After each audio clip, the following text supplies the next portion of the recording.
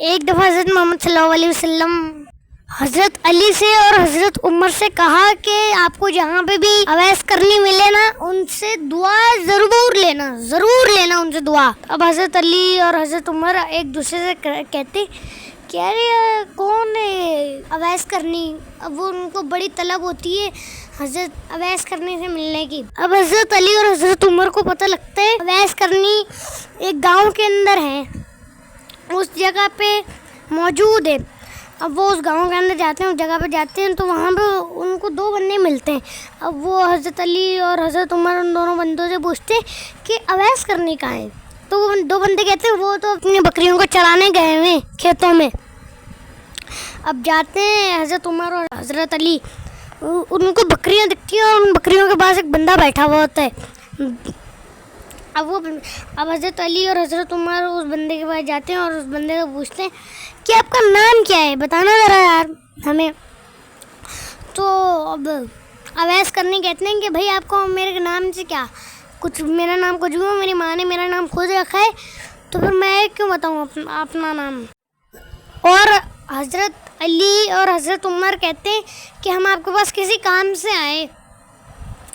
तो अब अवैस करने कहते हैं कि भैया आप काम से आए हो ना मेरे पास, तो आप डायरेक्ट काम की बात करोगे, आपको क्या काम है, आपको क्या चाहिए, जो आपको काम है वो बोलो ना आप मुझे, आप नाम क्यों पूछ रहे हो।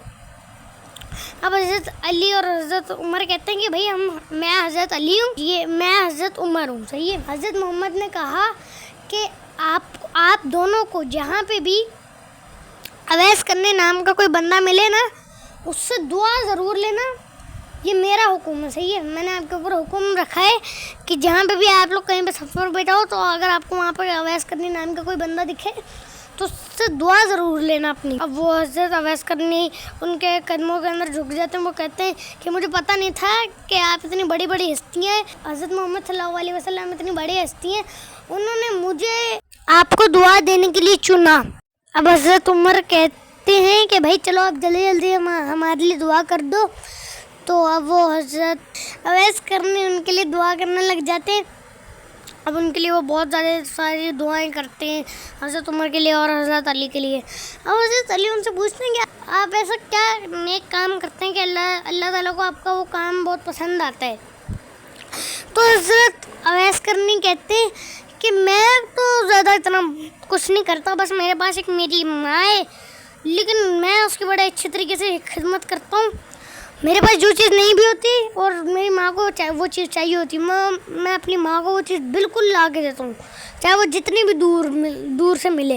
बस मेरे पास तो एक माँ की खिदमत ही, उसके अलावा मैं कोई नेक काम तो नहीं करता। दोस्तों क़यामत के दिन ना, जब सब बंदों को जन्नत के अंदर भेज रहे होंगे अल्लाह ताला, जब जन्नतियों को जन्नत के अंदर भेजा जा रहा होगा, जब अवैस करने का नंबर आएगा तो अल्लाह ताला अवैस करने को रोक लेंगे। अवैस करनी अल्लाह ताला से पूछेंगे कि अल्लाह ताला मुझे क्यों रोका गया है।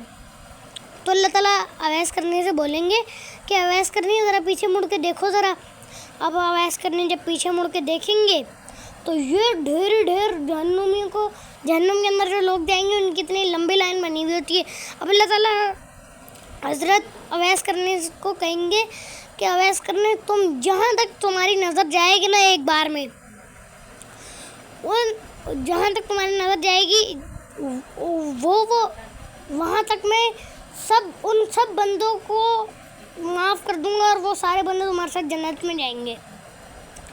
तो हज़रत अवैस करनी बड़े खुश होते हैं और अल्लाह ताला उनसे कहते हैं दुनिया में जो तुमने अपनी माँ की खिदमत करी ना, वो एक माँ की खिदमत करने पर मैंने तुम्हें हज़ारों बंदों की जान बचाने के लिए दे दी। तो वो जो तुम अपनी माँ को प्यार देते थे ना अपना, वो प्यार मुझे बड़ा पसंद आया था, इसलिए मैंने तुम्हें ये दे दिया। तुम्हारे साथ और लोगों को भी जन्नत के अंदर भेज दिया कि तुम कहीं परेशान ना हो जाओगे, इतने कम बंदे जन्नत में, सही है। इसीलिए तो दोस्तों हमें अपनी माँओं के साथ, अपने अब्बू के साथ बड़ा अच्छा सलूक करना चाहिए।